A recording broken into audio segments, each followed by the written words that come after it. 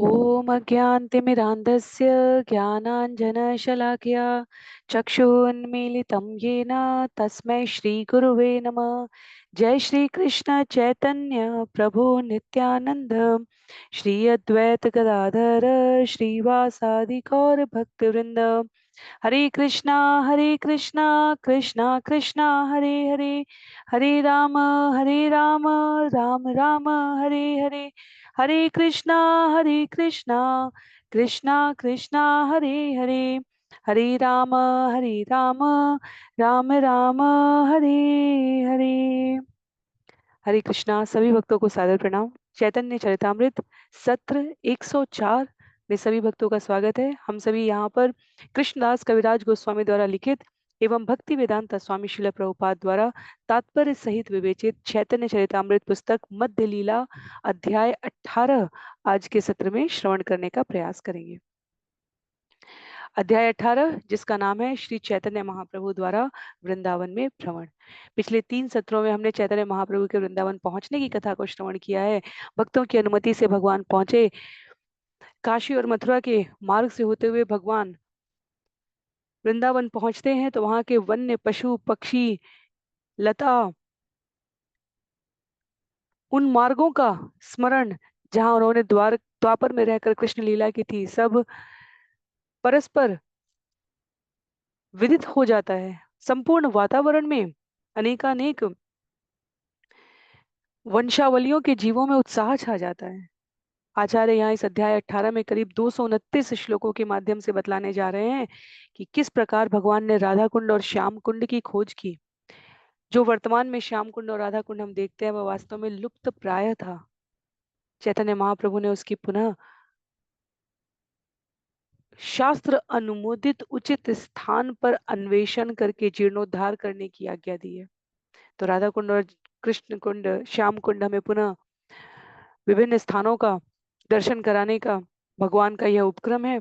उसके उपरांत क्योंकि गोवर्धन के रूप में हम सभी भगवान श्री कृष्ण की ही पूजा करते हैं। भगवान श्री कृष्ण कहते हैं गोवर्धन मुझसे अभिन्न है, इसलिए भगवान चैतन्य महाप्रभु ने गोवर्धन पर भक्त लीला के इस क्रम में न चढ़ने का विचार किया।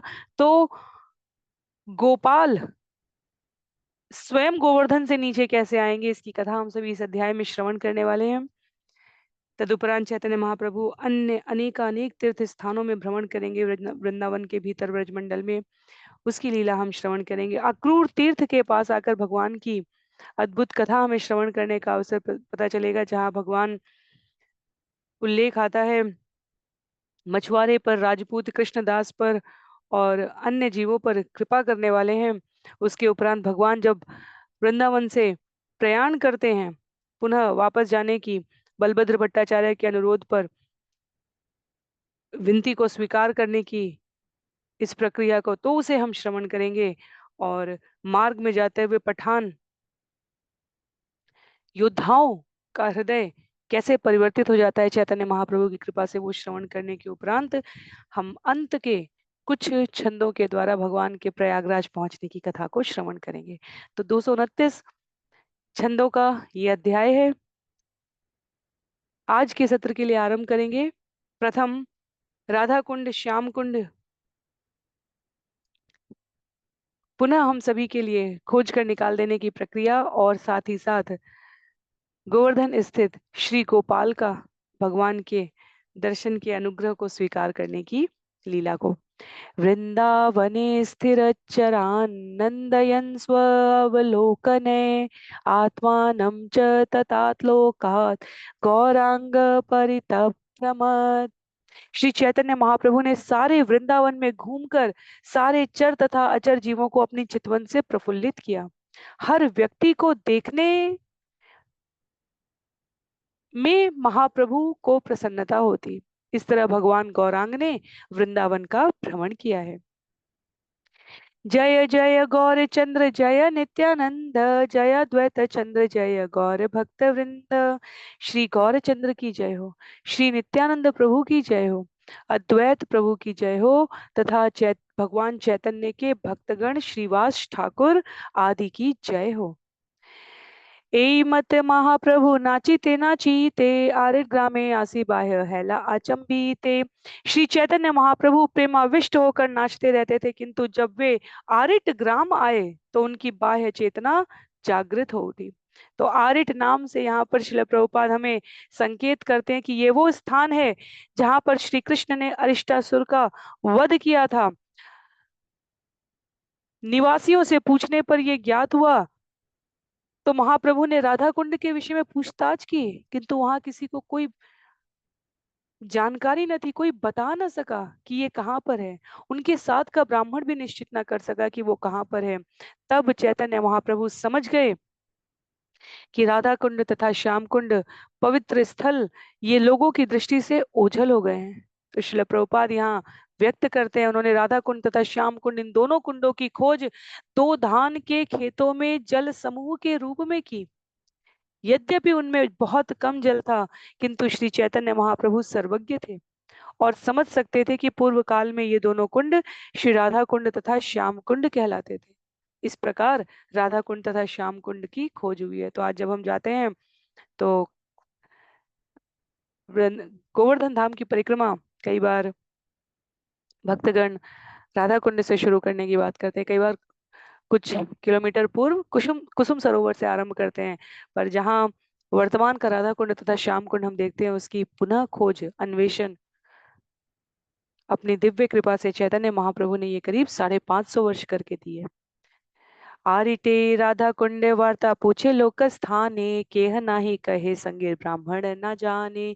श्री चैतन्य महाप्रभु ने स्थानीय लोगों से पूछा कि राधा कुंड कहाँ है, किंतु उन्हें कोई भी नहीं बता सका। उनके साथ रहने वाला ब्राह्मण भी नहीं कुछ जानता था। तीर्थ लुप्त जानी प्रभु सर्वज्ञ भगवान, दुई धान्य क्षेत्र अल्प जले कैला स्नान। तब महाप्रभु समझ गए कि राधा कुंड नामक तीर्थ स्थल लुप्त हो चुका है, किंतु सर्वज्ञ पूर्ण पुरुषोत्तम भगवान होने के नाते महाप्रभु ने दो धान के खेतों में राधा कुंड तथा श्याम कुंड खोज निकाले। उनमें बहुत कम जल था, किंतु महाप्रभु ने वहां स्नान किया। देखी सब ग्राम में लोके विस्मय हैला मन, प्रेमे प्रभु करे राधा कुंडे रस्तवन। जब गांव के लोगों ने धान के खेतों के बीच स्थित दो कुंडों में श्री चैतन्य महाप्रभु को स्नान करते देखा, तो वे अत्यधिक आश्चर्यचकित हुए। तब महाप्रभु ने श्री राधा कुंड की स्तुति की है। सब गोपी है ते राधा कृष्ण र प्रेयसी, तैचे राधा कुंड प्रिय प्रिया रसरसी। समस्त गोपियों में राधा रानी सर्वाधिक प्रिय हैं। इसी तरह राधा कुंड भी भगवान को अत्यंत प्रिय है, क्योंकि यह श्रीमती राधा रानी को अत्यंत प्रिय है। उल्लेख करते हैं, यथा राधा प्रिया विष्णु, तस्या कुंडम प्रियम तथा, सर्वगोपीषु सैवेकया विष्णु अत्यंत वल्लभा। पद्म पुराण का यह श्लोक श्री कृष्णदास कविराज गोस्वामी यहाँ उद्धृत करते हुए कहते हैं, जिस प्रकार श्रीमती राधा रानी भगवान श्री कृष्ण को अत्यंत प्रिय है, उसी प्रकार उनका सरोवर राधा कुंड भी उन्हें अत्यधिक प्रिय है। समस्त गोपियों में श्रीमती राधा रानी निश्चित रूप से अत्यंत प्रिय है। यही कुंडे नित्य कृष्ण राधिकार संगे, जले जल केली करे तीरे रास रंगे। इस कुंड में भगवान श्री कृष्ण तथा श्रीमती राधा रानी नित्य प्रति जल विहार किया करते थे और इसके तट पर रास नृत्य करते थे। इसलिए वर्तमान के राधा कुंड के स्थान के निकट यदि हम जाएं, दोनों कुंड बिल्कुल आसपास ही हैं और बीच में वो हमें चलने का स्थान उपलब्ध कराया गया है। तो राधा कुंड के चारों ओर हमारे आचार्यों की, गोस्वामियों की समाधि स्थित है। अनेकानेक प्राणों से भी अधिक प्रिय तीर्थ स्थल इन दोनों कुंडों के आसपास हमारे षट गोस्वामी जी और मूल रूप से चैतन्य महाप्रभु की कृपा से पुनः सुलभ हो पाए हैं। कहते हैं, सेई कुंडे यही एक बार करे स्नान, तारे राधा सम प्रेम कृष्ण करे दान। जो कोई इस कुंड में एक बार भी स्नान करता है, उसे भगवान कृष्ण श्रीमती राधा रानी जैसा ही प्रेम प्रदान करते हैं। कुंडेर माधुरी येन राधार मधुरिमा, कुंडेर महिमा येन राधार महिमा। राधा कुंड का आकर्षण श्रीमती राधा रानी के ही समान मधुर है। इसी तरह राधा कुंड की महिमा श्रीमती राधा रानी की महिमा के ही समान महान है। तो राधा कुंड की महिमा अन्य स्थानों पर हम और अधिक विस्तार से यदि जान भी पाए तो हमें मूल में स्मरण रखना चाहिए कि कृष्णदास कविराज गोस्वामी ने हमें ये अवसर प्रदान किया कि हम जान सकें किस प्रकार भगवान इतने विवल थे, व्याकुल थे वृंदावन जाने के लिए, राधा कुंड और श्याम कुंड की हमें उपलब्धता कराने के लिए।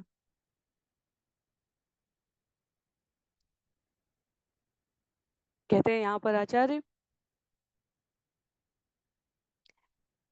श्री राधेव हरिस्तदीय सरसी प्रेष्ठाद्भुते स्वगुणे यस्यां श्रीयुतमाधवेन्दु अनिशम् प्रीत्या तया क्रीणति प्रेमास्मिन् राधिकेव लभते यस्यां सकृत्स्नान् कृत तस्या वै महिमा तथा मधुरिमा केनास्तु वर्णयशितो। राधा कुंड अपने अद्भुत दिव्य गुणों के कारण कृष्ण को श्रीमती राधा रानी के ही समान प्रिय है। इसी कुंड में सर्व ऐश्वर्यमान भगवान श्री कृष्ण ने श्रीमती राधा रानी के साथ अत्यंत आनंद पूर्वक दिव्य लीलाएं की। जो भी राधा कुंड में एक बार स्नान करता है वह श्री कृष्ण के प्रति राधा रानी के प्रेमाकर्षण को प्राप्त करता है। भला इस लोक में ऐसा कौन होगा जो श्री राधा कुंड की महिमा तथा मधुरिमा का वर्णन कर सके। बहुत सुंदर श्लोक है ये गोविंद लीलामृत का। आगे कहते हैं कृष्णदास कविराज गोस्वामी, ए मत स्तुति करे प्रेमाविष्ट हैया तीरे नृत्य करे कुंड लीला सडरिया। श्री चैतन्य महाप्रभु ने राधा कुंड की स्तुति की। प्रेमावेश में अभिभूत होकर वे राधा कुंड के किनारे भगवान कृष्ण द्वारा संपन्न की गई लीलाओं का स्मरण करके नृत्य करने लगे। कुंडेरा मृतिका लैया तिलक करीला भट्टाचार्य द्वारा मृत का संगे करी लैला। इसके बाद श्री चैतन्य महाप्रभु ने राधा कुंड की मिट्टी से अपने शरीर पर तिलक लगाया और बलभद्र भट्टाचार्य की सहायता से उस कुंड से कुछ मिट्टी एकत्र की तथा उसे अपने साथ लेते गए। आज भी राधा कुंड की मिट्टी भक्त श्रद्धालु अपने साथ लेकर आते हैं, प्रतिदिन उसका चंदन के रूप में प्रयोग करते हुए माथे पर तिलक लगाते हैं। श्रीमती राधा रानी के असीम अनुग्रह की एक बूंद मात्र यदि जीवन में उपस्थित हो जाए तो भगवान श्री कृष्ण के प्रति जो सुप्त विलुप्त प्रेम है वो जीव का पुनः जागृत हो जाता है। तो राधा कुंड की मिट्टी से अपने शरीर पर तिलक लगाने की ये प्रक्रिया चैतन्य महाप्रभु यहाँ विदित है, यहाँ प्रामाणिक रूप से लिखा गया है, आरंभ करते हैं और उसके पश्चात वर्तमान में भी भक्त उसका अनुशीलन कर रहे हैं। आगे उल्लेख है अब छंद संख्या 15 से जो विषय आरंभ होने जा रहा है 54 तक, वो कैसे गोवर्धन पर्वत देखकर गोपाल जी के विग्रह का स्मरण करके समस्त लीलाओं का भगवान कभी विस्मरण तो करते ही नहीं है अपितु पुनः स्मरण कर रहे हैं। यहाँ पर कहते हैं, तबे चली आइला प्रभु सुमन सरोवर ताहा गोवर्धन देखी हैला विवल। राधा कुंज से श्री चैतन्य महाप्रभु सुमन सरोवर देखने गए। जब उन्होंने वहां से गोवर्धन पर्वत देखा तो वे प्रसन्नता के मारे विह्वल हो उठे।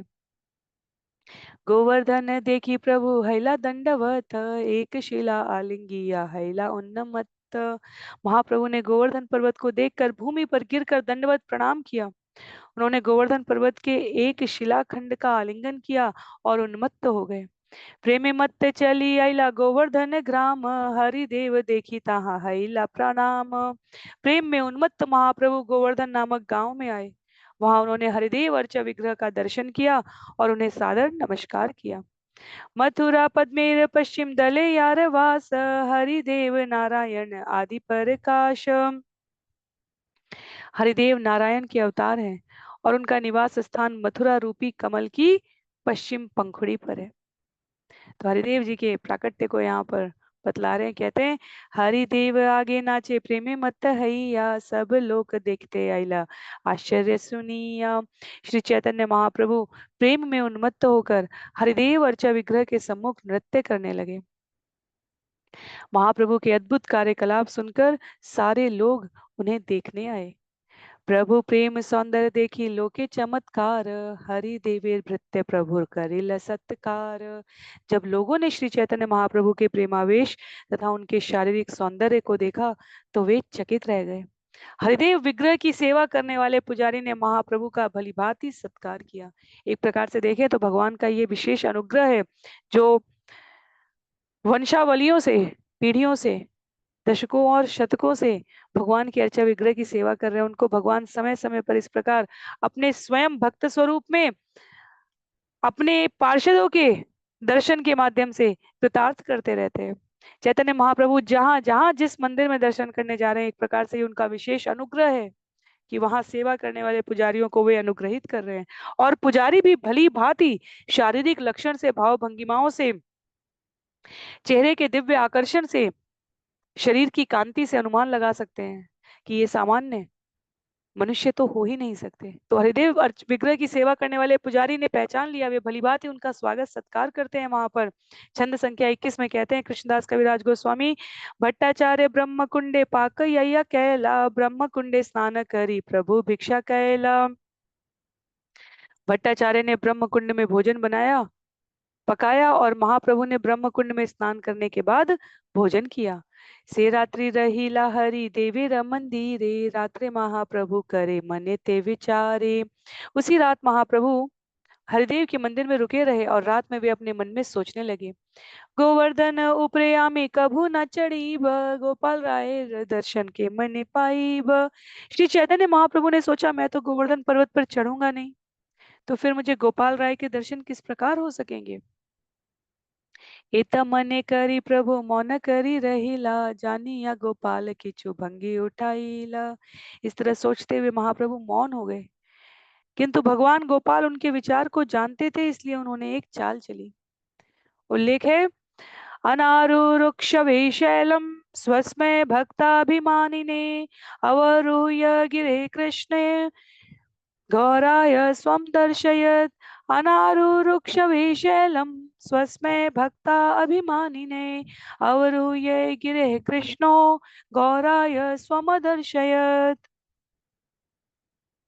गोवर्धन पर्वत से नीचे उतरकर भगवान गोपाल ने श्री चैतन्य महाप्रभु को दर्शन दिए हैं, क्योंकि महाप्रभु अपने आप को कृष्ण भक्त मानने के कारण पर्वत पर चढ़ने के लिए अनिच्छुक थे। अन्नकूट नामे ग्रामे गोपालेर स्थिति, राजपुत लोकेर से ही ग्रामे वसती। गोपाल गोवर्धन पर्वत पर अन्नकूट गांव में स्थित थे। उस गांव में जो लोग रहते थे वे मुख्यतया राजस्थान के हैं। तो अन्नकूट ग्राम का उल्लेख श्री प्रभुपाद यहाँ कहते हैं, भक्ति रत्नाकर के पंचम तरंग में हुआ है। अन्नकूट ग्राम गोवर्धन पर्वत पर जो स्थित है, उसके लिए कहा गया है, गोप गोपी भुंजाइए न कौतुक अपार, एही हेतु आनी और नाम से इहार। अन्नकूट स्थान एही देख श्रीनिवास, हे स्थान दर्शने है पूर्ण अभिलाष। कहते हैं यहाँ पर कि सभी गोपियों तथा गोपों ने श्री कृष्ण के साथ अद्भुत लीलाओं का आनंद यहीं पर लूटा था, इसीलिए इस स्थान का नाम अनियोर अनियोर कहलाता है। यहाँ अन्नकूट उत्सव मनाया गया था और हे श्रीनिवास, जो भी इस स्थान का दर्शन करता है उसकी सारी अभिलाषाएं पूर्ण होती हैं।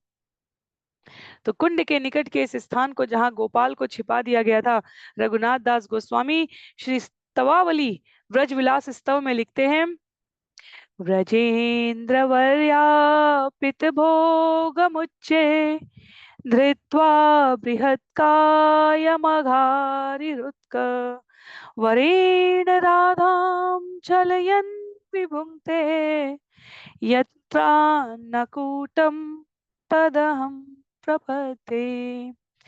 लिखते हैं यहाँ पर रघुनाथ दास गोस्वामी कि जब नंद महाराज ने गोवर्धन पर्वत को प्रचुर भोजन अर्पण किया, तब श्री कृष्ण ने विशाल रूप धारण कर लिया और सबको उनसे वर मांगने के लिए आमंत्रित किया गया। तब श्रीमती राधा रानी के साथ भी छल करते हुए उन्होंने सारा प्रस्तुत भोजन खा लिया। इस अन्नकूट नामक स्थान पर जहां प्रभु ने ये लीला रची है, रघुनाथ दास गोस्वामी कहते हैं, मुझे उस स्थान में शरण मिले जहां भगवान इन लीलाओं का आनंद ले रहे हैं। तो दर्शन करते हैं यहाँ पर विचार करते हुए चैतन्य महाप्रभु, एक जन आसी रात्रि ग्रामे के बलील, तोमार ग्राम मारिते तुरुक धारी साजील। भगवान मन में विचार कर ही रहे हैं कि दर्शन कैसे प्राप्त हो, और एक व्यक्ति ने गांव में आकर ग्रामवासियों को सूचित किया, तुर्क सैनिक तुम लोगों के गांव पर आक्रमण करने वाले हैं। आजी रात्रे पलाह ना रही है एक जन, ठाकुर लैया भाग आसी बेकाली यवन। आज रात में इस गांव से भाग जाओ और एक व्यक्ति भी यहाँ न रहे। अपने साथ गोपाल का अर्चा विग्रह लो और यहाँ से पलायन कर जाओ, क्योंकि मुसलमान सैनिक कल यहाँ आ जाएंगे। शुनिया ग्रामेरे लोग चिंतित हईल, प्रथमे गोपाल लैया गाठुली ग्रामे खुईल। ये सुनकर सारे ग्रामवासी अत्यंत चिंतित हो उठे। पहले उन्होंने गोपाल को उठाया और फिर उन्हें गाठुली नामक गांव में ले गए। विप्रगृहे गोपालेर निभृते सेवन, ग्राम उजाड़ हैला पलाइल सर्वजन। गोपाल के अर्चा विग्रह को एक ब्राह्मण के घर में रखा गया और चोरी चुपके उनकी पूजा की जाती रही। सभी लोगों के भाग जाने से अन्नकूट ग्राम उजाड़ हो गया था। एछे म्लेच्छ भये गोपाल भागे बारे बारे, मंदिर शाड़ी कुंजे रहे कि बा ग्रामांतारे। मुसलमानों के भय से गोपाल के अर्चा विग्रह को बारंबार एक गांव से दूसरे गांव में ले जाया जा रहा था। इस तरह मंदिर छोड़ने के बाद गोपाल कभी झाड़ी में तो कभी किसी गांव में और कभी अन्य ग्राम में रहे। प्रातः काले प्रभु मानस गंगा करी स्नान, गोवर्धन परिक्रमा करीला प्रयाण। प्रातः काल श्री चैतन्य महाप्रभु ने मानस गंगा नामक कुंड में स्नान किया, फिर उन्होंने गोवर्धन की परिक्रमा की। तो मानसी गंगा का स्नान हम सभी वर्तमान में भी परिक्रमा के समय भक्तों के लिए सुलभ है। यह सब चैतन्य महाप्रभु की असीम अनुकंपा है। गोवर्धन देखी प्रभु प्रेमाविष्ट हैया, नाचिते नाचिते चलिला श्लोक पढ़िया। गोवर्धन पर्वत को देखते ही श्री चैतन्य महाप्रभु कृष्ण प्रेम से आविष्ट हो गए। उन्होंने नाचते नाचते निम्नलिखित श्लोक सुनाया।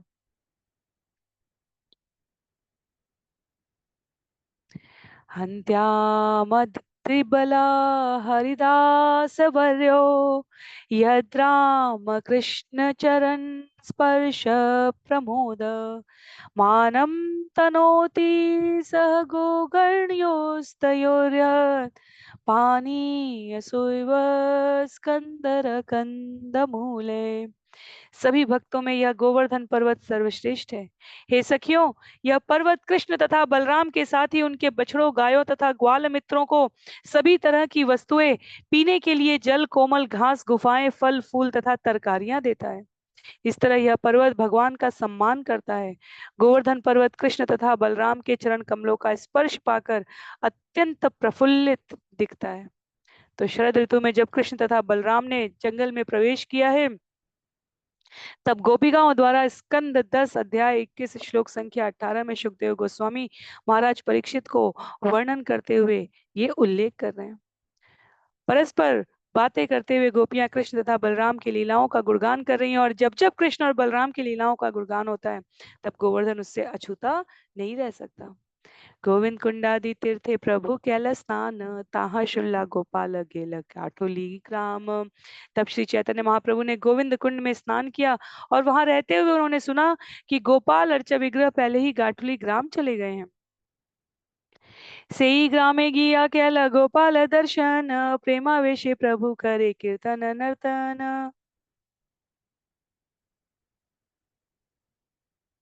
उल्लेख है यहाँ पे। इसके बाद श्री चैतन्य महाप्रभु गाठुली ग्राम गए और वहां उन्होंने गोपाल अर्चा विग्रह का दर्शन किया। वे प्रेमाविष्ट होकर कीर्तन तथा नृत्य करने लगे। गोपालेर सौंदर्य देखी प्रभु रावेश, ए श्लोक पढ़ी नाचे हैला दीन शेष। गोपाल अर्चा विग्रह का सौंदर्य देखते ही महाप्रभु प्रेमाविष्ट हो गए और उन्होंने निम्नलिखित श्लोक पढ़ा। फिर वे दिन डूबने तक कीर्तन करते रहे और नाचते रहे। कई बार हमारे मन मस्तिष्क में ये भ्रम आ सकता है, ये दुविधा आ सकती है, ये संशय, ये स्पष्टीकरण की आवश्यकता आ सकती है कि भगवान तो स्वयं उपस्थित है, भगवान तो उस अर्चा विग्रह में भी उपस्थित हैं, तो फिर भगवान अपने स्वयं की विग्रह की रक्षा नहीं कर सकते और स्थान स्थान पर भ्रमण कर रहे हैं। आचार्यों का, जो भक्ति सिद्धांतों में रत रहने वाले हैं, उनका बहुत सामान्य सा मत है। वृंदावन में रहने वाले कृष्ण अपने भक्तों की कृपा और आश्रय के साथ रहते हैं। वास्तविकता में इसमें कोई अंतर नहीं है कि प्राणी मात्र में भगवान उपस्थित है। वह जो उनकी रक्षा कर रहा है उसके भीतर भी प्रतीकात्मक रूप से रक्षा कर रहा है, और वह जो आक्रमण करने की योजना बना रहा है उसके भीतर भी। पर भगवान यहाँ इस लीला स्थली में विशेष रूप से किसी भी प्रकार के रक्त रंजित इतिहास को प्रश्रय नहीं देने वाले थे। ये एक कारण बताया जाता है। भगवान वास्तव में वृंदावन से मथुरा भी इसीलिए गए थे। यह भगवान का हृदय है, लीला स्थली है। अन्य स्थानों पर जब ऐसे आक्रमण हुए तो हमें अनेकानेक प्रकार के रक्तपात की सूचनाएं, विवरण, श्रवण और पठन करने को मिलता है। ब्रजमंडल में आक्रमण के इस क्रम में हमने केवल इतना सुना कि अर्चा विग्रह सुरक्षित थे। गांव के गांव समय से पूर्व ही अपने आप को उस स्थान से दूर लेकर चले जाते थे, अपने दल बल के साथ, निवासियों के साथ। आक्रांता सैनिक आते, देखते, अपनी खुराफात में थोड़ा बहुत स्थान को खंड विखंड करते और निकल जाते। जब भगवान प्रकट रूप से हैं तब उन्होंने वृंदावन में किसी प्रकार के रक्तपात को प्रश्रय नहीं दिया। और इन लीलाओं में भी विचार करके देखा जाए, पूर्ण पुरुषोत्तम भगवान अपने आप को अपने भक्तों पर कितना आश्रित दिखाते हैं उसका परिचय प्राप्त है। कई बार अनापेक्षित रूप से ये भी विचार मस्तिष्क में आता है कि इस प्रकार की घटनाएं होती ही क्यों हैं। तो उसके लिए हमारे पास भगवत गीता का ज्ञान है। उस ज्ञान के प्रश्रय और मार्गदर्शन में हमें स्पष्टता प्राप्त होती है। युग, कालखंड, ये भौतिक जगत अपने क्रम से गतिमान रहे, ये सुनिश्चित करते हुए चैतन्य महाप्रभु ने लीला के केवल उतने भाग में अपना हस्तक्षेप किया है जो भक्ति का वर्धन करने के लिए सहायक है। भक्त इच्छा करेगा तो भगवान किसी न किसी माध्यम से उसको दर्शन प्रदान करते हैं, उसके ऊपर कृपा करते हैं। गोपाल जी का विग्रह इसका प्रमाण है।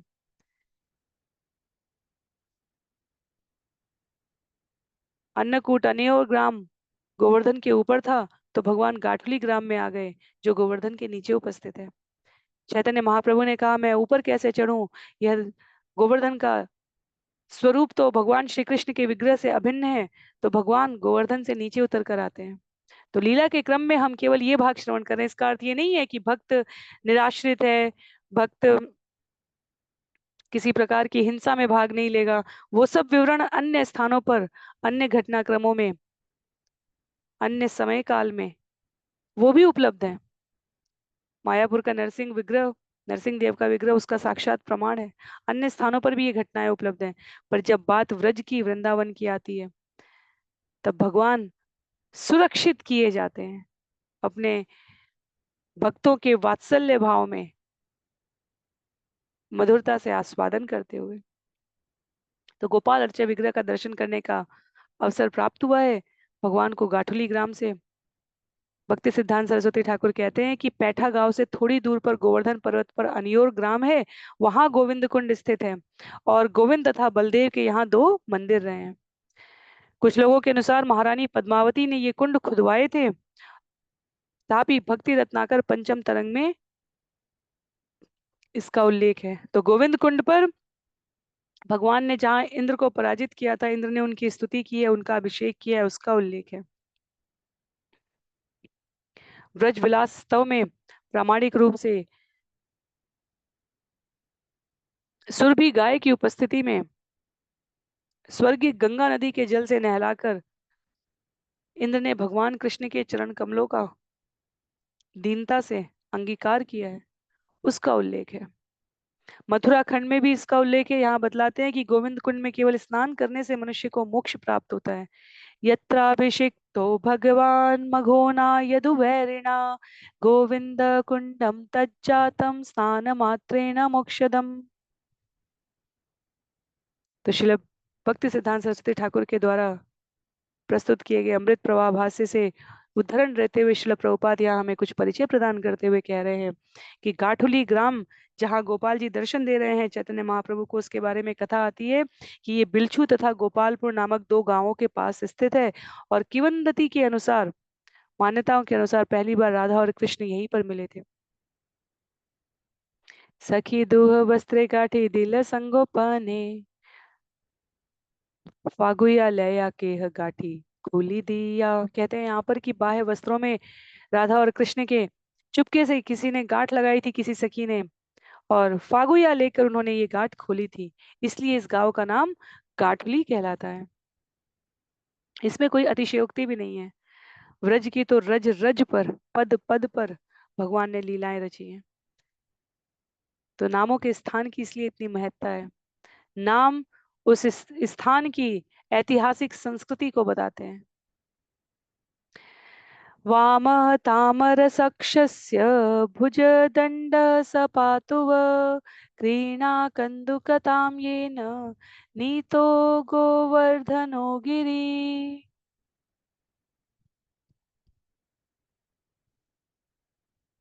श्री चैतन्य महाप्रभु ने कहा, कमल फूल की पंखुड़ियों जैसे नेत्र वाले श्री कृष्ण की वाम भुजा आपकी सदैव रक्षा करे। उन्होंने अपनी इसी भुजा से गोवर्धन पर्वत को खिलौने की तरह उठा लिया था। भक्ति रसामृत सिंधु का श्लोक है ये। यहाँ पर कृष्णदास कविराज गोस्वामी चैतन्य महाप्रभु के हृदय का भाव दर्शित कराने के लिए प्रस्तुत करते हैं। छंद संख्या 39 में क्या कहा गया है? एई मत 3 दिन गोपाले देखीला, चतुर्थ दिवसे गोपाल स्व मंदिरे गेला। श्री चैतन्य महाप्रभु ने गोपाल अर्चा विग्रह का 3 दिन तक दर्शन किया और चौथे दिन यह विग्रह अपने मंदिर में लौट गया। तो ये भगवान की लीला कि आक्रमण होने वाला है, इस प्रकार की सूचना के साथ गोपाल विग्रह नीचे आते हैं, गाठुली ग्राम में रहते हैं। भगवान 3 दिन अर्चा विग्रह के दर्शन का आनंद लेते हैं और उसके पश्चात अर्चा विग्रह वापस अपने मूल स्थान पर चले जाते हैं। गोपाल संगे चली आइला नृत्य गीत करी, आनंद को लाले लोक बले हरि हरि। चैतन्य महाप्रभु गोपाल विग्रह के साथ साथ चलने लगे और कीर्तन तथा नृत्य करने लगे। लोगों की विशाल तथा हर्षित भीड़ भी साथ साथ कृष्ण के दिव्य नाम हरि हरि का कीर्तन करने लगी। गोपाल मंदिरे गेला प्रभु रहिला तले, प्रभु वांछा पूर्ण सब करिला गोपाले। तब गोपाल अपने मंदिर लौट गए और श्री चैतन्य महाप्रभु पर्वत की तलहटी पर रहे। इस तरह गोपाल विग्रह ने श्री चैतन्य महाप्रभु की सारी इच्छाएं पूरी कर दी। एई मत गोपालेर करुण स्वभाव, यही भक्त जनेर देखिते हय भाव। भगवान गोपाल अपने भक्तों के प्रति ऐसा ही दयापूर्ण आचरण करते रहते हैं। ये देखकर भक्त गण भावाविष्ट हो गए। देखिते उत्कंठा है ना चढ़े गोवर्धने, को न चले गोपालासी उतरे आपने। श्री चैतन्य महाप्रभु गोपाल को देखने के लिए अत्यंत उत्कंठित थे, किंतु वे गोवर्धन पर्वत पर चढ़ना नहीं चाहते थे। और इसलिए उल्लेख आता है यहाँ कि गोपाल विग्रह किसी युक्ति से स्वयं नीचे उतर आए। कबु कुंजे रहे कबु रहे ग्रामांतरे, से भक्त तहाँ आसी दिखे ये तहारे। इस तरह किसी न किसी बहाने गोपाल कभी जंगल की झाड़ी में तो कभी गांव में रुकते हैं। जो भक्त होता है वह अर्चा विग्रह के दर्शन करने आता रहता है। पर्वते न चढ़े दुई रूप सनातन, एई रूपे तासा बारे दिया शेन दर्शन। तो कृष्णदास कविराज गोस्वामी स्मरण करा रहे हैं कि एक बार केवल चैतन्य महाप्रभु के लिए नहीं, गोपाल तो समय समय पर अपने भक्तों के लिए नीचे उतरते रहे हैं। रूप तथा सनातन दोनों भाई पर्वत पर नहीं चढ़े, गोपाल जी ने उन्हें भी अपना दर्शन दिया था। वृद्ध काले वृद्ध काले रूप गोसाई ना पारे आई ते, वांछा है ल गोपाले सौंदर्य देखी ते। श्रील रूप गोस्वामी वृद्धावस्था में वहां नहीं जा सकते थे, किंतु गोपाल का दर्शन देखने की उनकी इच्छा अत्यंत प्रबल थी। म्लेच्छ भय आइला गोपाल मथुरा नगरे, एक मास रहेला विठलेश्वर घरे। मुसलमानों के भय से गोपाल मथुरा चले गए, जहाँ विठलेश्वर के मंदिर में वे पूरे 1 मास तक रहे। तो ये कह रहे हैं यहाँ पर कृष्णदास कविराज गोस्वामी की केवल चैतन्य महाप्रभु के लिए नहीं, चैतन्य महाप्रभु भक्त के रूप में है। यहाँ पर रूप और सनातन गोस्वामी प्रामाणिक रूप से भगवान के भक्त हैं। और उल्लेख आता है कि जब श्रील रूप गोस्वामी और सनातन गोस्वामी वृंदावन जाएंगे तो वहीं रहने का निश्चय करेंगे। और चैतन्य महाप्रभु के उदाहरण का पालन करते हुए पर्वत पर नहीं चढ़ेंगे, क्योंकि वे इस पर्वत को पूर्ण पुरुषोत्तम भगवान श्री कृष्ण से अभिन्न मानेंगे।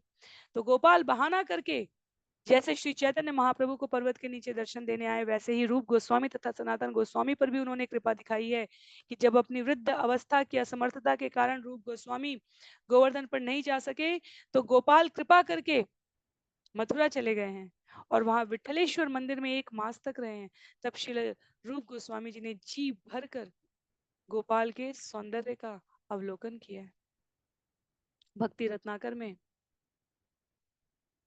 इसका विशद उल्लेख है।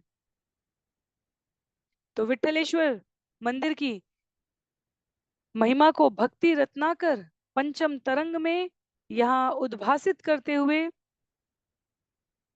मैं छंद गाने का प्रयास करती हूँ। इतनी सुंदर महिमा की गई है। कहा गया है, श्री विठ्ठल नाथ भट्ट वल्लभ तनय करिला यतेक प्रीति कहिले नहय गाटोली ग्रामे गोपाल आइला छल करी तारे देखी नृत्य गीते मग्न गौर हरि श्रीदास गोस्वामी आदि परामर्श करी श्री विठ्ठलेश्वर से गैला सेवा अधिकारी पिता श्री वल्लभ भट्ट तार दर्शने कत दिन मथुराय शिले न निर्जने। तो श्री वल्लभ भट्ट के 2 पुत्र गोपीनाथ और विठलेश्वर बताए गए हैं। और विठलेश्वर के 7 पुत्र गिरिधर गोविंद बालकृष्ण गोकुलेश रघुनाथ यदुनाथ तथा घनश्याम हुए। और विठलेश्वर ने वल्लभ भट्ट के अर्थात अपने पिता के कई अपूर्ण ग्रंथों को पूरा किया। श्रीमद् भागवतम की सुबोधिनी टीका, विद्वन मंडन, श्रृंगार रस मंडन, न्यायाधीश विवरण, वेदांत सूत्र का भाष्य। और चैतन्य महाप्रभु विठलेश्वर के जन्म के पूर्व वृंदावन गए थे। तो उस समय सारणी को यहाँ उल्लेख करते हुए बताया गया है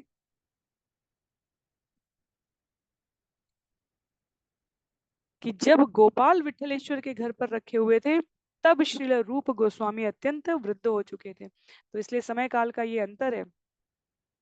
विठलेश्वर के जन्म से पूर्व चैतन्य महाप्रभु गए हैं और समयांतर पर श्रील रूप गोस्वामी इन्हीं विठलेश्वर के घर में भगवान का दर्शन कर रहे हैं अर्चा विग्रह के रूप में। छंद संख्या 48 में, क्योंकि ये समसामयिक प्रसंग है, इसलिए यहाँ पर कृष्णदास कविराज गोस्वामी विषय को किंचित परिवर्तित करके रूप और सनातन को कैसे भगवान ने दर्शन दिए गोपाल ने, वह बतला रहे। कहते हैं, तबे रूप गोसाई सब निज गण लैया 1 मास दर्शन कैला मथुराय रहिया। श्रील रूप गोस्वामी तथा उनके संगी 1 मास तक मथुरा में रहे और वहां उन्होंने गोपाल विग्रह का दर्शन किया। संगे गोपाल भट्ट दास रघुनाथ रघुनाथ भट्ट गोसाइयार लोकनाथ। जब रूप गोस्वामी मथुरा में रुके थे, तब उनके साथ गोपाल भट्ट गोस्वामी, रघुनाथ दास गोस्वामी, रघुनाथ भट्ट गोस्वामी तथा लोकनाथ दास गोस्वामी थे। इसका अर्थ ये हुआ, श्रील प्रभुपाद कहते हैं यहाँ पर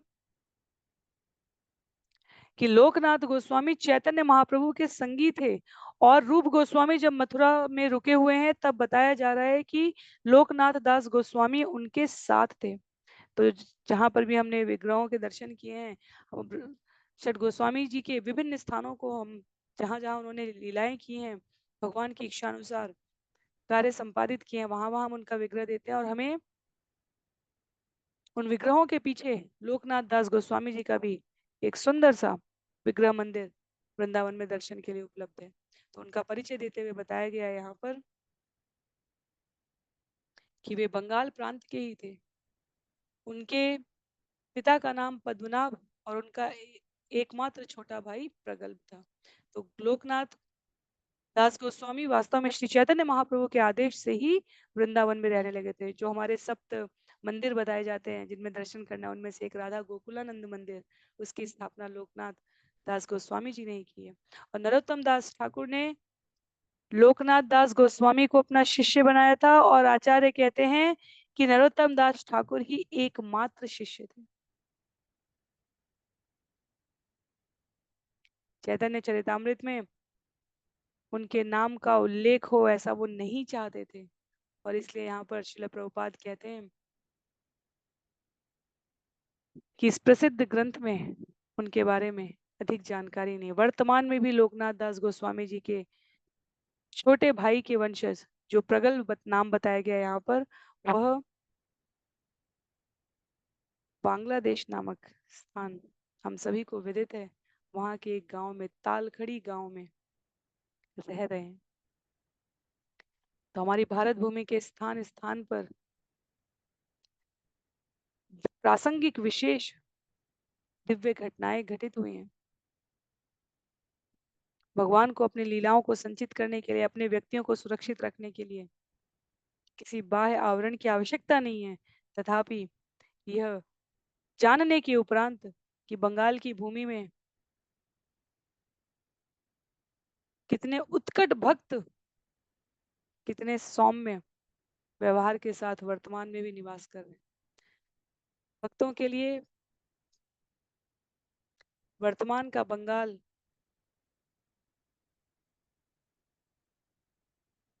और बांग्लादेश, जो विभिन्न स्थान, जो लीलाएं, जो घटनाएं हैं, बहुत सारे स्थान ऐसे हैं जो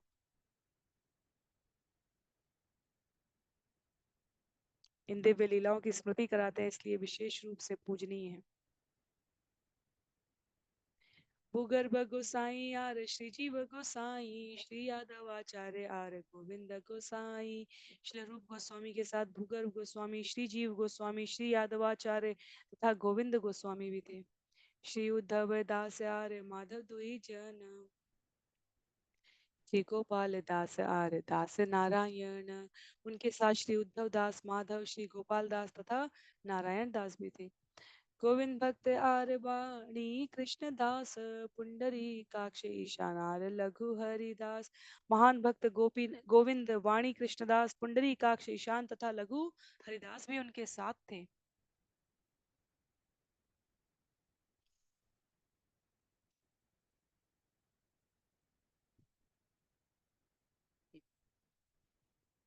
श्रील प्रभुपाद यहाँ पर भक्ति रत्नाकर षष्ठ तरन से श्री रूप गोस्वामी के साथ रहने वाले बहुत से प्रमुख भक्तों की सूची दे रहे हैं। क्या क्या नाम है? गोस्वामी गोपाल भट्ट अति दयामय, भूगर्भ श्री लोकनाथ गुणेर आलय। श्री माधव श्री परमानंद भट्टाचार्य, श्री मधु पंडित यार चरित्र आश्चर्य। प्रेमी कृष्णदास कृष्णदास ब्रह्मचारी, यादव आचार्य नारायण कृपावान। श्री पुंडरी काक्ष गोसाई गोविंद ईशान, श्री गोविंद वाणी कृष्णदास अत्युदार।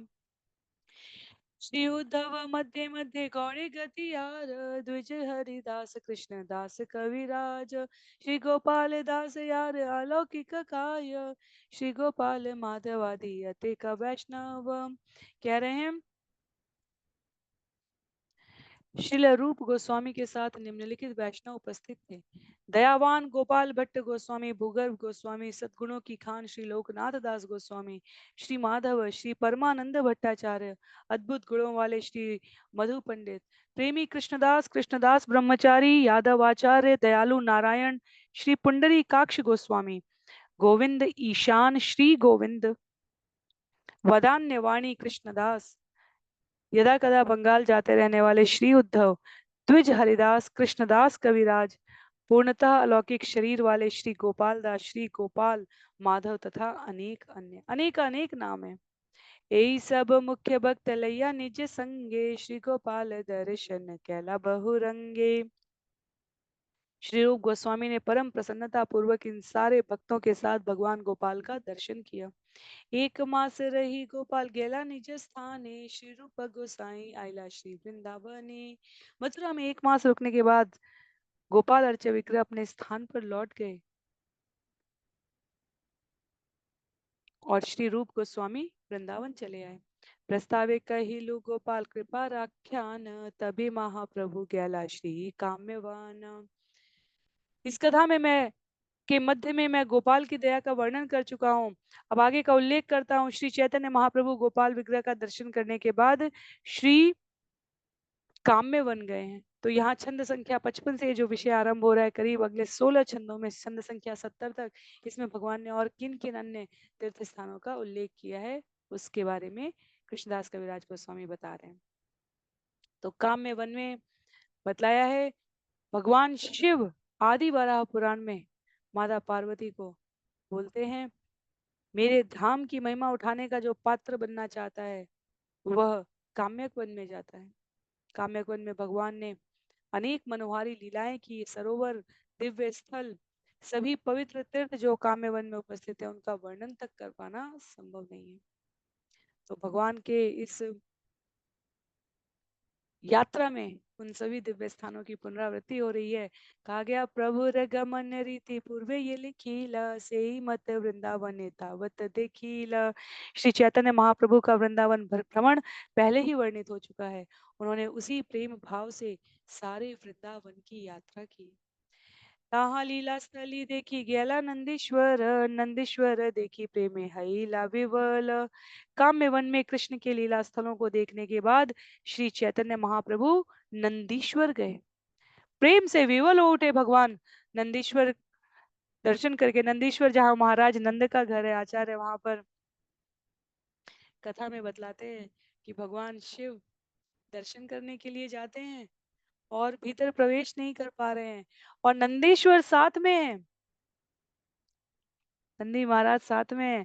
इतने बाबा भाव में आह्लादित हैं कि भगवान शिव कहते हैं कहीं सब गायें दान करते करते, गाय बैल बछड़े दान करने में मेरे नंदी को भी दान ना कर दें। तो महादेव बाहर रहकर प्रतीक्षा करते हैं और मैया जाने ही नहीं देती। यशोदा मैया बाद में कहती है बाबा तुम्हारे स्वरूप को देखकर तो मैं डर जाती हूँ। इस प्रकार मृगाम्बर, चरमाम्बर, ये सर्प, ये भूत प्रेत गण आदि को लेकर तुम कहाँ आ गए? हम डर जा रहे हैं बड़े तो हमारा लाला भी डर जाएगा।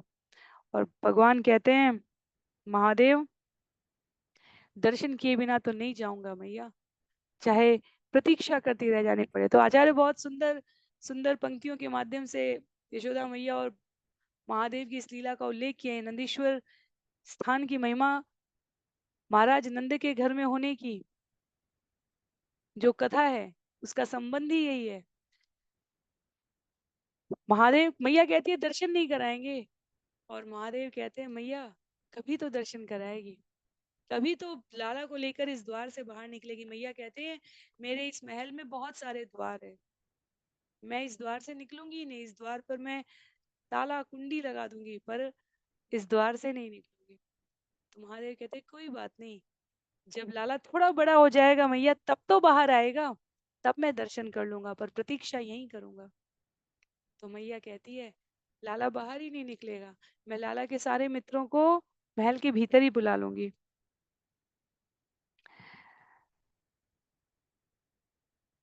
तब कहते हैं महादेव अच्छा मैया इतना रोकेगी, लेकिन कभी विवाह तो कराएगी, और जब विवाह कराएगी तो मंदिर तो घर की जो परंपरा है जिसमें पूजा कराएगी सभी द्वारों की स्थलों की, तब दर्शन कर लूंगा।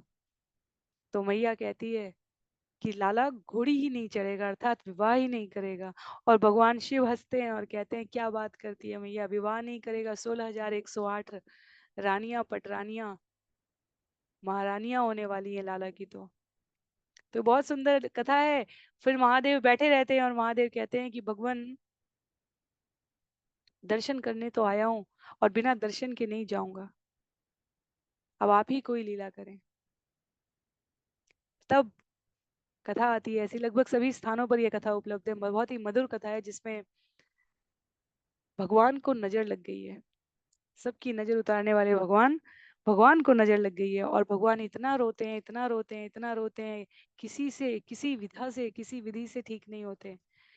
तब ये होता है कि किसी झाड़ फूक वाले बाबा को बुलाया जाए और फिर गोपियां ढूंढते हुए जब महादेव के पास पहुंचती हैं और कहती हैं बाबा किसी भूत प्रेत पिशाच की नजर लगी है, तो महादेव क्या आप उतारना जानते हो? तो महादेव कहते हैं दुनिया भर के सारे भूत प्रेत पिशाचों को मैं नियंत्रित करता हूँ मैया, बस महल में ले चल और एक बार लाला का दर्शन करा दे, मेरे दर्शन मात्र से उसकी नजर उतर जाएगी। तो वहां पर नजर उतर जाती है। यशोदा मैया तो बिल्कुल भाव विह्वल हो जाती हैं और कहती हैं कि अब आप कहीं मत जाओ, यहीं पर रहो। महादेव कहते हैं मैं भी यही चाहता हूँ मैया। और जब मैया दक्षिणा की बात करती है तो महादेव कहते हैं जब लाला भोग लगाए तो उसके पश्चात जो उच्छिष्ट प्रसाद है, लाला को भोग लगाने के पश्चात सबसे पहले मुझे मिले। तो आज भी नंद महाराज के उस भवन में, मंदिर में भोग के उपरांत ये अर्पण की प्रक्रिया है। बहुत बहुत बहुत लीलाएं वृंदावन में, लगभग हर स्थान पर इतने महादेव के विभिन्न रूपों में मंदिर हैं और भक्तगण पूरी श्रद्धा के साथ, हमारे सनातन गोस्वामी जी तो विशेष संबंध रखते हैं शिव जी के साथ। सनातन गोस्वामी की जीवन चरित्र की कथा पूरी नहीं होती है महादेव के साथ उनका जो भाव विनिमय है उसके बिना। भगवत गीता में भगवान ने घोषित किया है वैष्णवों में महादेव। हमारे लिए बहुत बहुत महत्व रखते हैं महादेव। अतीव श्रद्धा से, अतीव भाव से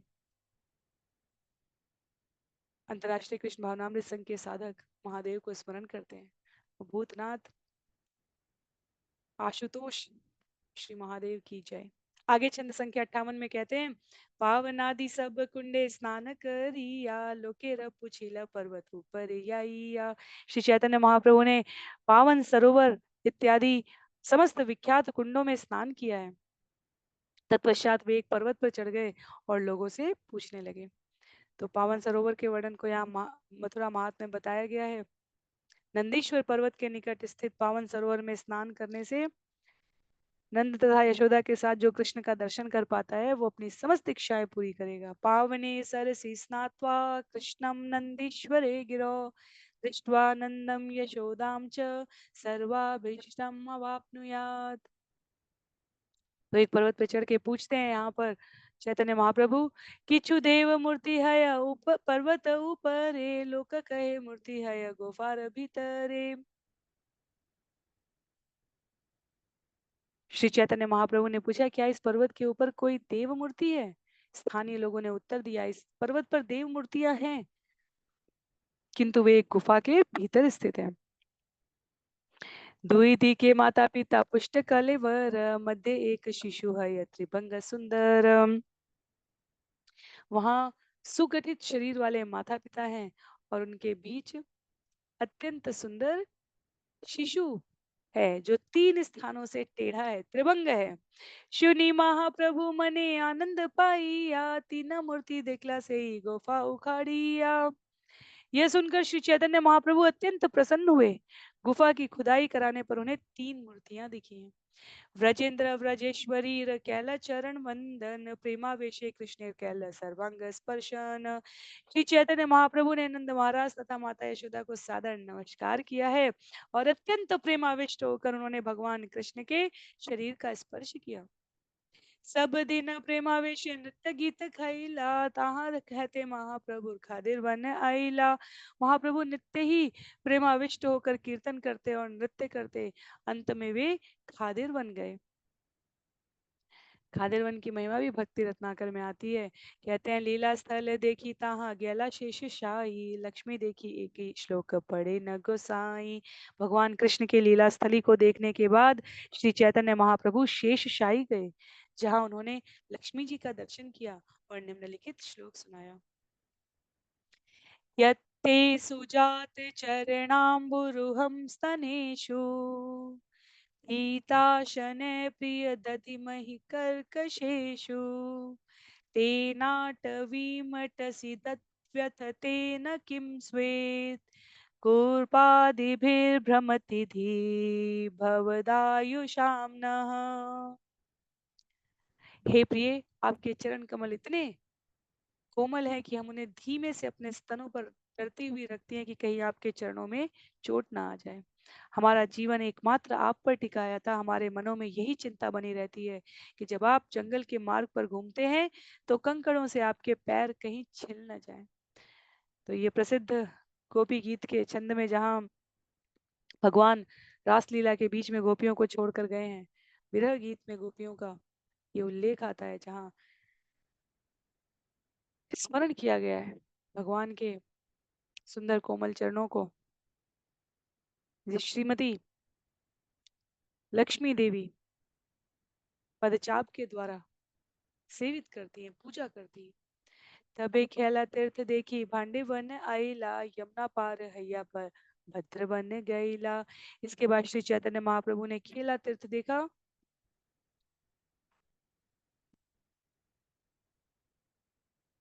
और तब वे भांडीर बन गए हैं। यमुना नदी पार करके वे भद्र बन गए। तो काम्य वन, भांडीर वन, भद्र वन, विभिन्न तीर्थों का भगवान भ्रमण कर रहे हैं। खेला तीर्थ नाम ही यहाँ पर श्रील प्रभुपाद कहते हैं, भक्ति रत्नाकर में कहा गया है, क्योंकि भगवान कृष्ण और बलराम ग्वाल बाल के साथ पूरे दिन खेला करते थे और भोजन करने के लिए भी मैया को बुलाना पड़ता था। तो इसलिए स्थान का नाम ही खेला तीर्थ हो गया। श्रीवन देखी पुनः गेला लोहवन, महावन किया कैला जन्म स्थान दर्शन। इसके बाद श्री चैतन्य महाप्रभु ने श्रीवन तथा लोहवन देखा। फिर वे महावन गए हैं और भगवान श्री कृष्ण की बाल लीलाओं के स्थान गोकुल का दर्शन करते हैं।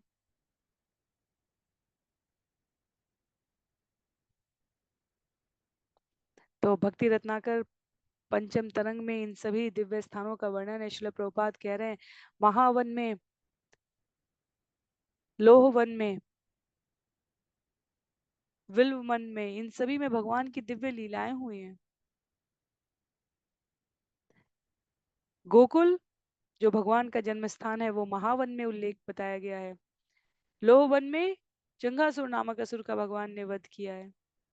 विल्व वन में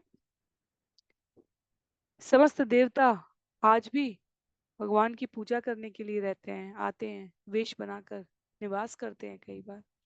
छंद संख्या 68 में बताते हैं, यमलार्जुन भंगादी देखी लसे स्थल, प्रेमावेशे प्रभुर मन हैल टलमल। जिस स्थान पर श्री कृष्ण ने जुड़वा अर्जुन वृक्षों को तोड़ा था, उसे देखकर श्री चैतन्य महाप्रभु प्रेमा विभूत हो गए। गोकुल देखिया आईला, मथुरा नगरे, जन्म स्थान देखी रहे से विप्र घरे। गोकुल देखने के बाद श्री चैतन्य महाप्रभु मथुरा लौट आए, जहां उन्होंने श्री कृष्ण का जन्म स्थान देखा। वहां पर वे उसी सनोड़िया ब्राह्मण के घर पर रहे। तो छंद संख्या 70 में, लोके रसंघट देखी मथुरा छाड़िया, एकांत अक्रूर तीर्थे रहिला आसिया। मथुरा में भीड़ एकत्र होती देखकर श्री चैतन्य महाप्रभु मथुरा छोड़कर अक्रूर तीर्थ चले गए और वहां वे एकांत स्थान में रहे। तो भक्ति रत्नाकर में अक्रूर तीर्थ का भी उल्लेख है और आचार्य उल्लेख करते हुए बताते हैं कि चैतन्य महाप्रभु यहाँ एकांत में देखते थे, हे श्रीनिवास देखो, ये वही अक्रूर गांव है। चंद संख्या 71 से जो विषय आरंभ होने जा रहा है वह अक्रूर तीर्थ पे निवास करते हुए भगवान की, चैतन्य महाप्रभु की लीलाओं की सूची को बतला रहा है। संक्षिप्त सूची है, छंद संख्या 71 से आरंभ है और 134 तक जाएगी। तो इसलिए समय की बाध्यता देखते हुए हम सभी इस विषय को अगले सत्र से आरंभ करेंगे ताकि निरंतरता के क्रम में इसे श्रवण करते रह सकें। आज के लिए सत्र को यहीं पर विराम देंगे। किसी भी प्रकार की टिप्पणी, असहमति, अपने विचार व्यक्त करने के लिए आप जहां भी जुड़े हैं वहां प्रेषित कर सकते हैं। श्री चैतन्य चरितामृत की जय, श्री कृष्णदास कविराज गोस्वामी जी की जय, श्रील प्रभुपाद की जय, श्रील गुरुदेव की जय, अनंत कोटि वैष्णव वृंद की जय, नामाचार्य श्रील हरिदास ठाकुर की जय। हरे कृष्ण।